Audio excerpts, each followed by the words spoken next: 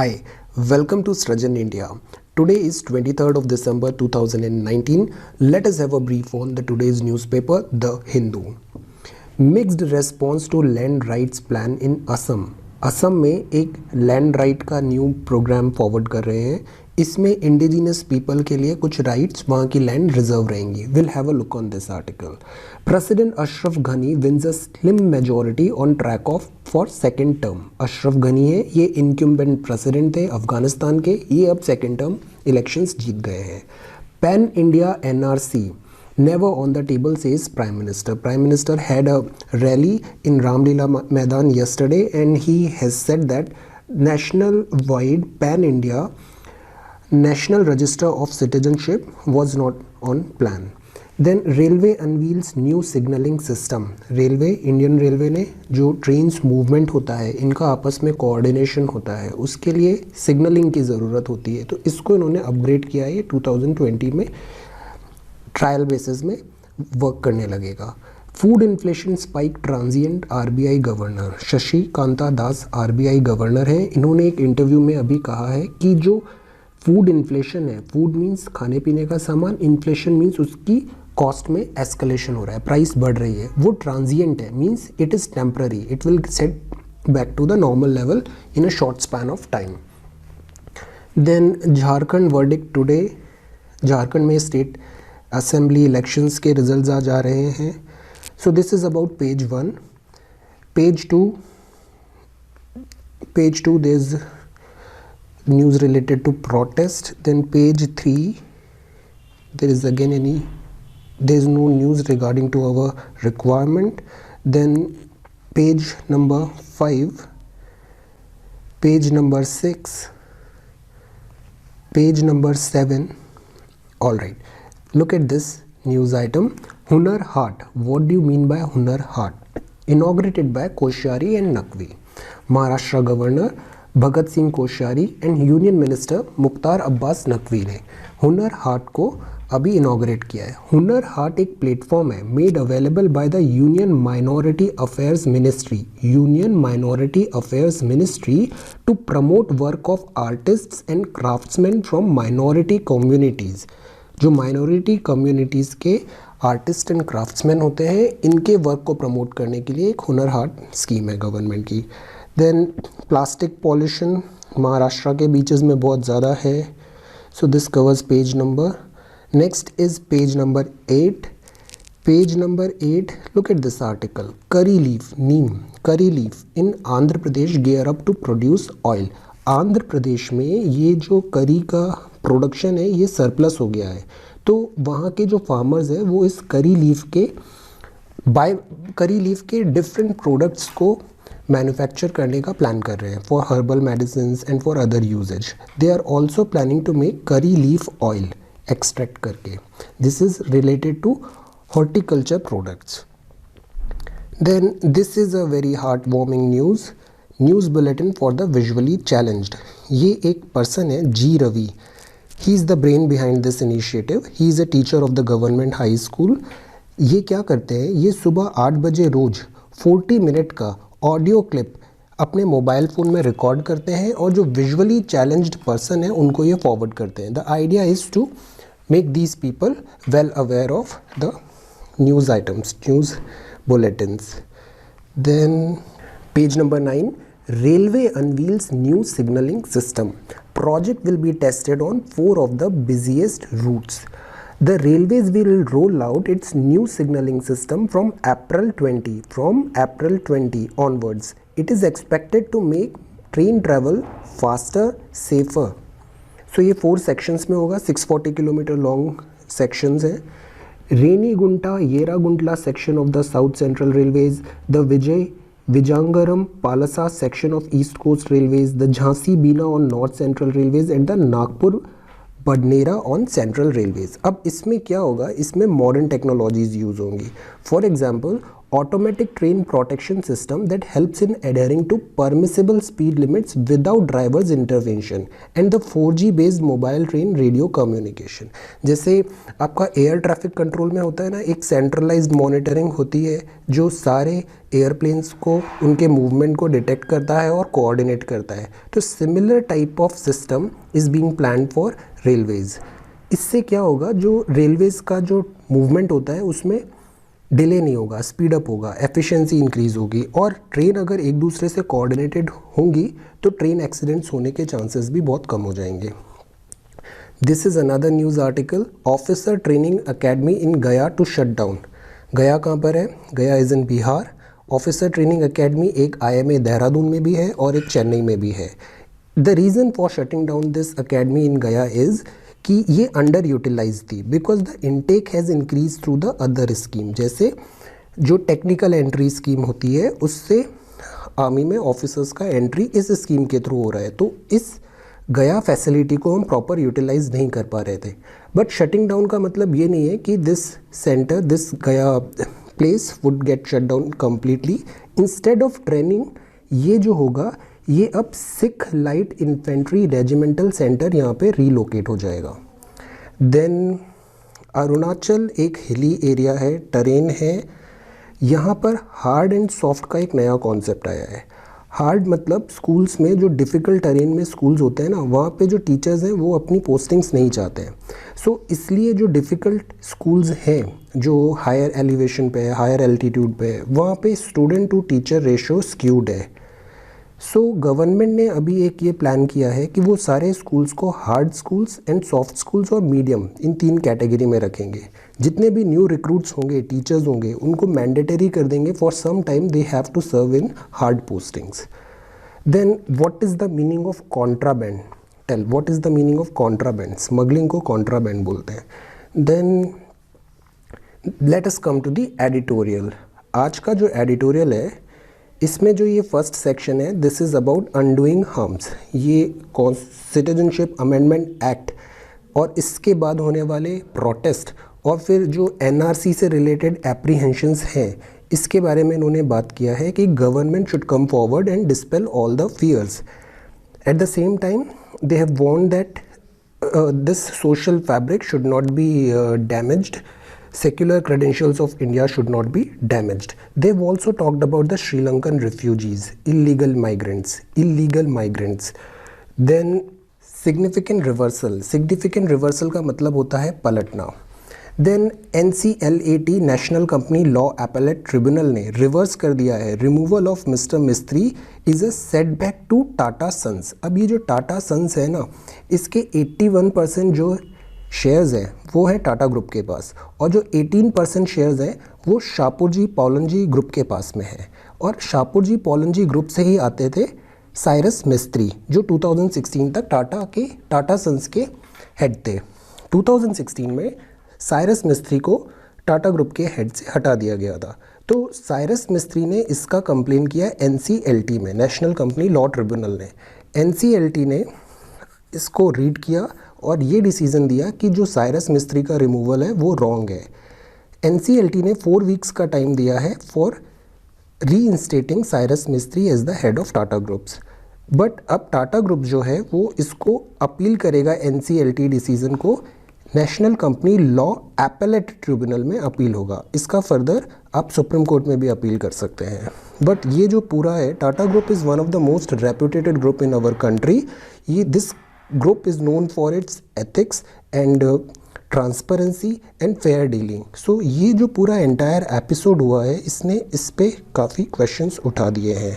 यहाँ एक mutual trust and understanding between the Tata and Shapoorji Pallonji group, इसके ऊपर इन्होंने क्वेश्चन उठाए हैं। ये भी ऑनगोइंग न्यूज़ डेवलपमेंट है, इसको हम फॉलो करेंगे एंड देखेंगे कैसे इसमें आगे चेंजेस होते हैं।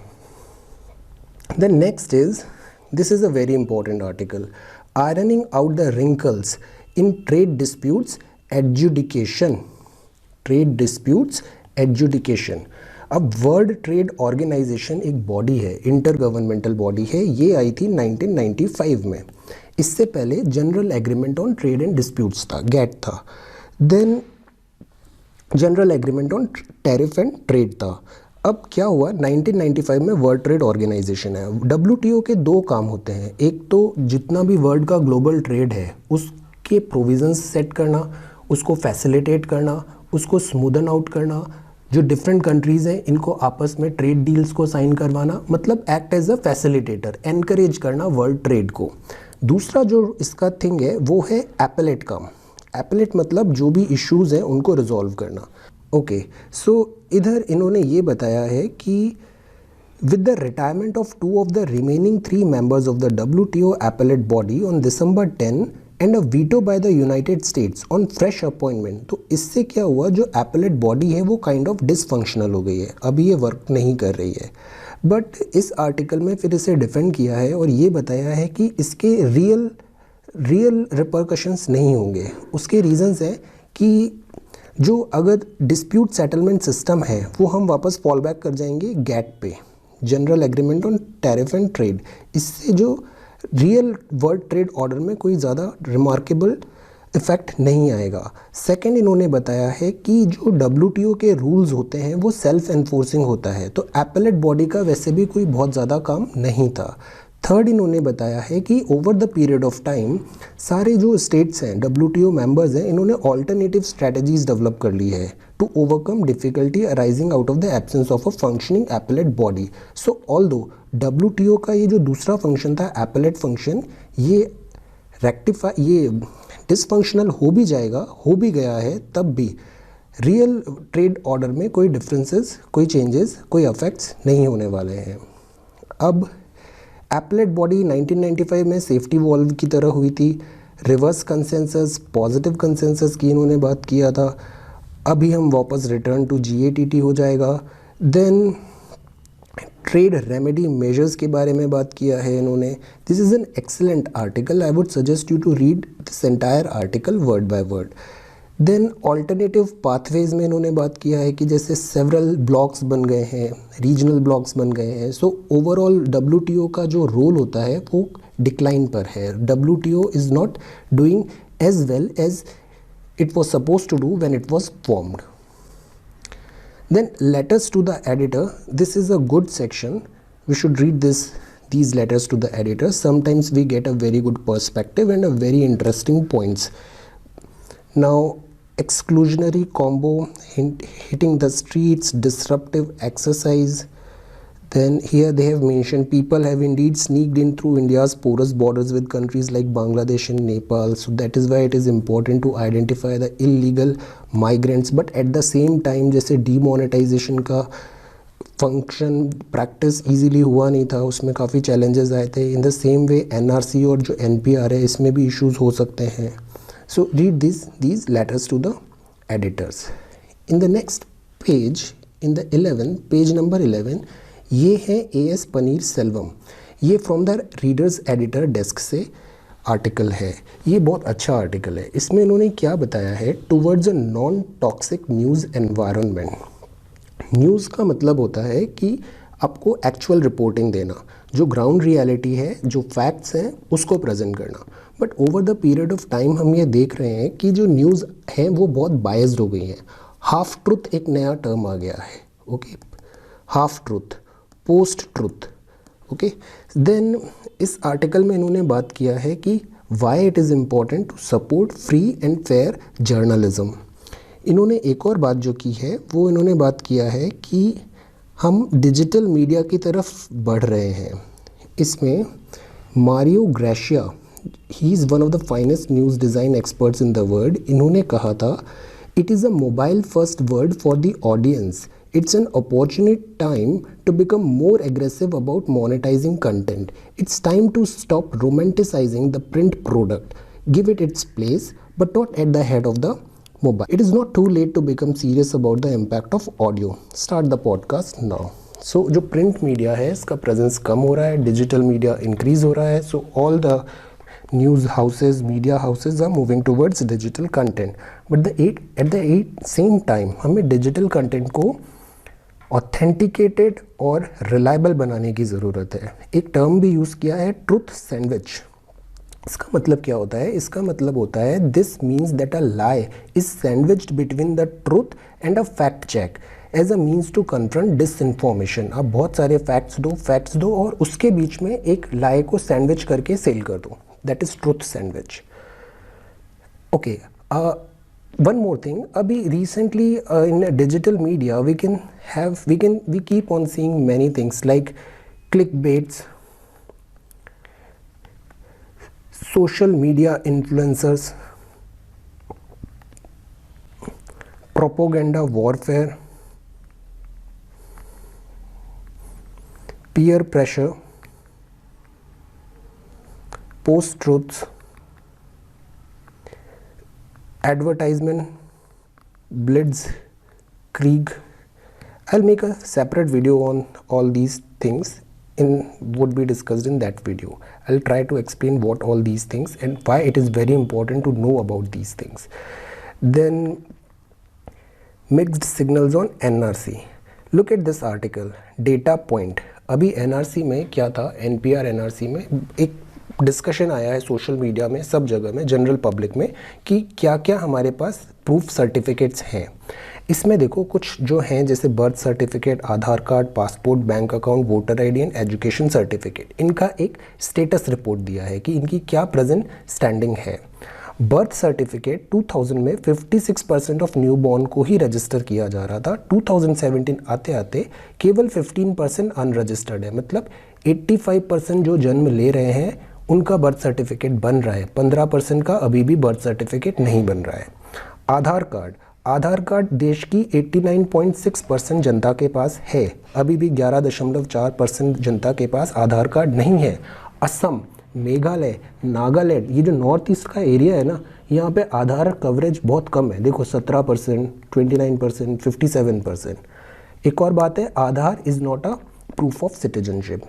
सिमिलरली अगर हम पासपोर्ट की बात करें तो पासपोर्ट का रिक्वायरमेंट होता है अगर आप कंट्री के बाहर जा रहे हैं। तो 7.96 करोड़ सिटीजन्स के पास वैलिड पासपोर्ट्स हैं, 5.8% of the population at that time. Aadhaar is accepted as proof of address and photo identity for passport applications. Bank account की बात करें तो जब से जनधन आधार मोबाइल ये जैम आया है, देन इस ट्रिनिटी के कारण 80% ऑफ द एडल्ट पॉपुलेशन के पास आज की डेट में बैंक अकाउंट्स हैं। That's a very good thing. Then voter ID की बात करें तो 92% of the eligible population had voter ID cards. Eligible मतलब 18+। देन एजुकेशन सर्टिफिकेट की बात करें, then again 80% of the population के पास एजुकेशन सर्टिफिकेट है। ये जो डेटा है ये national register of citizens PIB ने रिलीज़ किया है। So this tells the reality of all these certificates which are acceptable, which are applicable, which you can use to tell your identity and for availing other government benefits.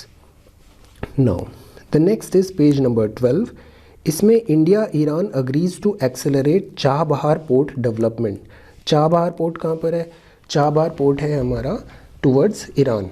India से हम अगर, ये India है, India से अपन towards waste जाते हैं तो ये आता है पाकिस्तान, पाकिस्तान के बाद ईरान, और ये है हमारा चाबहार पोर्ट। और इससे 120 अराउंड किलोमीटर पे है ग्वादर पोर्ट। ग्वादर पोर्ट में चाइना डेवलपमेंट कर रहा है, ये CPEC का एक पार्ट है ग्वादर पोर्ट। इंडिया चाहता है कि हम चाबहार पोर्ट पे डेवलप करें और चाबहार से हम लिंक हो जाएंगे अफ़गानिस्तान पे। So Chabahar is a gateway to Afghanistan. अब प्रॉब्लम ये आती है कि जो ईरान है, ईरान और USA के रिलेशंस अच्छे नहीं हैं, तो USA put sanctions on Iran. USA India को भी फोर्स करता है कि आप ईरान से ना तो ऑयल लोगे ना चाबहार पोर्ट पे आप ज़्यादा इन्वेस्टमेंट करोगे। इससे इंडिया में एक Catch-22 पोजीशन हो जाती है। बट एनीवे इंडिया को सर्टेन वेवर्स भी मिले हैं, एक नैरो एग्जेम्पशन भी मिला है।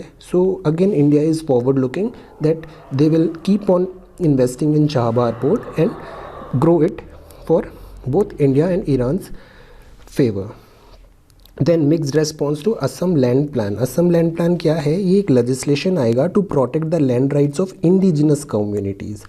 नॉर्थ ईस्ट के जो ट्राइबल और इंडिजिनस ग्रुप्स हैं उनको लैंड राइट्स मिलेंगे। मींस जो रेस्ट ऑफ इंडिया के पीपल हैं वो वहाँ पे लैंड नहीं खरीद सकते हैं, उनको कुछ रिस्ट्रिक्शंस रहेंगे वहाँ पे। ये अभी अंडर डिस्कशन है, इसके अभी फाइन डिटेल्स आउट नहीं है। मीनवाइल ढाका ने एक्नॉलेज किया है CAA और NRC इंडिया का इंटरनल इशू है। Page number 13, counter cyclical steps structural reforms needed to tackle slow down. See, whenever this interview section comes in the Hindu, you should have a read of this article word by word, entire article. Why? ये जो person आते हैं ना, ये बहुत ही highly qualified रहते हैं और ये बर्ड्स आई पर्सपेक्टिव देते हैं आपको, because they are in the institution, they know exactly what is happening, they are the decision maker, they are the decision maker. If this mister Shaktikanta Das himself is giving an interview, तो ये बहुत ज़्यादा important है, because he is the head of RBI। ये जो बोल रहे हैं वो उससे आपको आगे का डायरेक्शंस मिलते हैं कि किस डायरेक्शन में हम आगे मूव ऑन हो रहे हैं। सो इनका एक आप वर्ड बाय वर्ड रखना। इन्होंने काफ़ी ज़्यादा इंसाइट्स दिए हैं, लाइक मॉनेटरी पॉलिसी कमेटी जो आई थी, इसका फंक्शनिंग कैसे हुआ है, ये काफ़ी ट्रांसपेरेंसी हो गई है। 3 एक्सटर्नल एक्सपर्ट्स आए हैं, इससे डिसीजन मेकिंग में क्वालिटी आई है। हेडलाइन इन्फ्लेशन टारगेटिंग इन्होंने बहुत बेटर किया है। See, before MPC inflation was use to be a menace. आज ग्रोथ रेट ज़रूर कम है बट इन्फ्लेशन भी बहुत हद तक कंट्रोल है। He is talked about this. He is also talked about the inflation targeting, whether it is leading to detrimental growth. He has defended that both are different thing. जो अभी fall आया है economy में, ये एक cyclic phase है। Economy हमेशा boom और देन फॉल, फिर देन बूम देन फॉल ऐसे मूव करती है।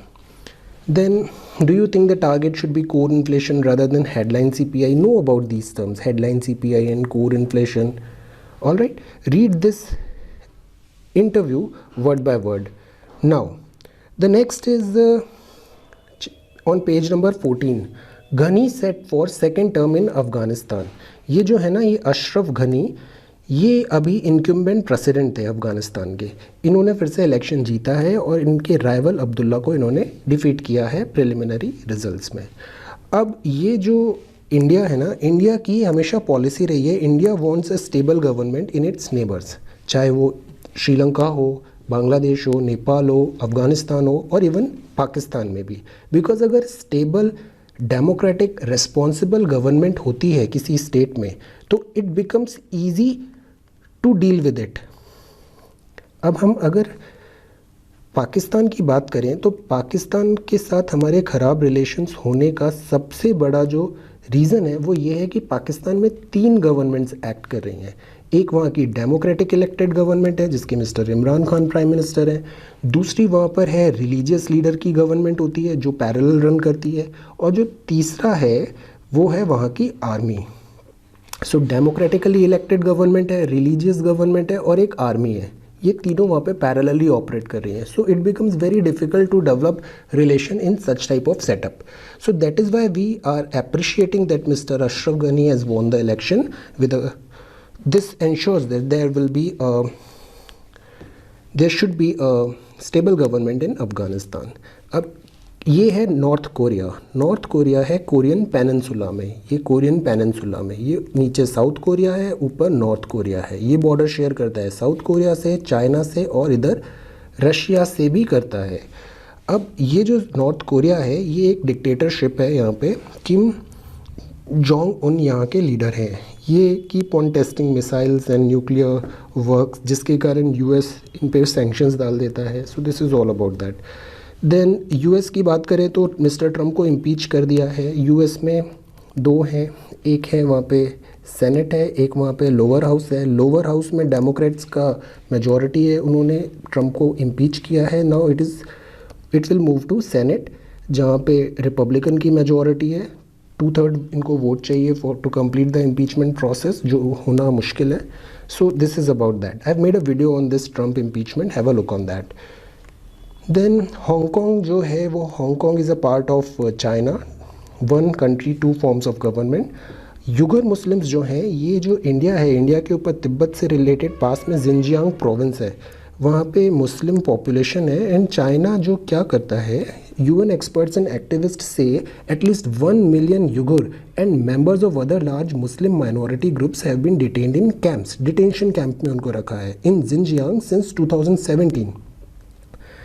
चाइना क्या कर रहा है, वहाँ से ऐसा उस पर चार्जेस हैं कि इथनिक क्लिनजिंग हो रही है, इन मुस्लिम्स को वो कन्वर्ट कर रहा है और towards making towards falling in line towards government agenda. So this Hong Kong protesters are bringing in this Uyghur Muslim thing into their protest rule. Then FATF Financial Action Task Force puts 150 questions to Pak. FATF क्या है? ये 1989 में एक body बनी थी. FATF का काम ये होता है, G7 का इनिशिएटिव था, इनका काम ये होता है कि जो मनी लॉन्ड्रिंग है, मनी लॉन्ड्रिंग को इन्हें स्टॉप करना है. 2001 में टेररिज्म फाइनेंसिंग भी इसमें इंक्लूड कर लिया था. टेररिज्म फाइनेंसिंग मीन्स जो पैसे इलीगल आ रहे हैं उसको आप मिसयूज़ कर रहे हो to develop terrorist infrastructure. Pakistan को इस पे चार्ज किया है इन्होंने. अब इसकी एक लिस्ट होती है ब्लैक लिस्ट, एक होती है ग्रे लिस्ट. ग्रे लिस्ट मतलब यू आर अंडर वॉच, आप पे निगाहें हैं, आपकी सारे एक्टिविटीज़ को हम मॉनिटर कर रहे हैं.